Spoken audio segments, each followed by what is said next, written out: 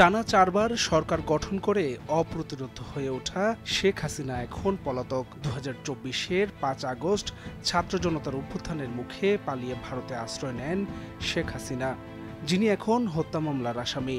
গণহত্যার অভিযোগে আন্তর্জাতিক অপরাধ ট্রাইব্যুনালে বিচার চলমান রয়েছে তার। ১ জুন ট্রাইব্যুনাল থেকে সরাসরি সম্প্রচার করা হবে শেখ হাসিনার বিচার। ৩১ মে জাতীয় প্রেসক্লাবে এক সেমিনারে অংশ নিয়ে এ তথ্য জানান ট্রাইব্যুনালের চিফ প্রসিকিউটর মোহাম্মদ তাজুল ইসলাম। জানান, জুলাই আগস্ট হত্যার ঘটনায় ডিসেম্বরের মধ্যে বিচার দৃশ্যমান হবে। হাসিনার বিরুদ্ধে করা গণহত্যার মামলায় রোববার আনুষ্ঠানিক অভিযোগ দাখিল করা হবে।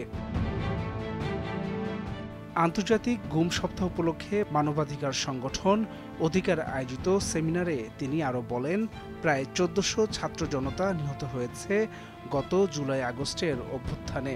বিভিন্ন সময় ট্রাইব্যুনাল প্রসিকিউশন থেকে দাবি করা হয়, মানবতা বিরোধী এসব অপরাধে মাস্টার মাইন্ড হিসেবে ছিলেন ক্ষমতাচ্যুত আওয়ামী লীগ সরকারের প্রধান শেখ হাসিনা। এবার তারই ধারাবাহিকতায় জুলাই আগস্টের গণহত্যা মামলায় শেখ হাসিনার বিরুদ্ধে ১ জুন আনুষ্ঠানিকভাবে অভিযোগ দাখিল করবে বলে জানান তিনি।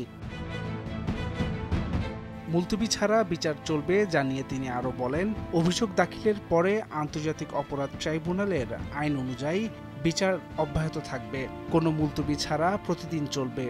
সেভাবে বিচার প্রক্রিয়া এগিয়ে নিয়ে যাওয়ার ব্যাপারে দৃঢ় প্রতিজ্ঞ ট্রাইব্যুনাল। পাশাপাশি এই বিচারে আন্তর্জাতিক স্ট্যান্ডার্ড, মানবাধিকার রক্ষা করা হবে, যেন বিচারের নামে অবিচার না হয়। অতীতে যা হয়েছে সেগুলো যাতে আর না হয়, সে ব্যাপারে ট্রাইব্যুনাল খুবই সতর্ক এবং সাবধান। আদালতের অনুমতি সাপেক্ষে বাংলাদেশ টেলিভিশন বিটিভিতে ট্রাইব্যুনালের বিচার কার্যক্রম সরাসরি সম্প্রচারের কথা রয়েছে।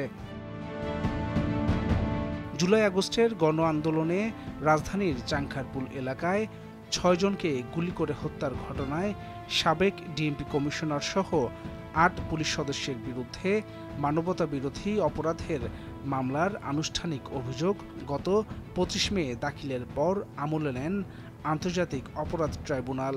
আগামী ৩ জুন এই মামলার পরবর্তী শুনানির দিন ধার্য রয়েছে। এই বিচার কাজ শেষ না হওয়া পর্যন্ত নিষিদ্ধ থাকবে আওয়ামী লীগের কার্যক্রম। হাসান শাব্বির, ভোরের কাগজ।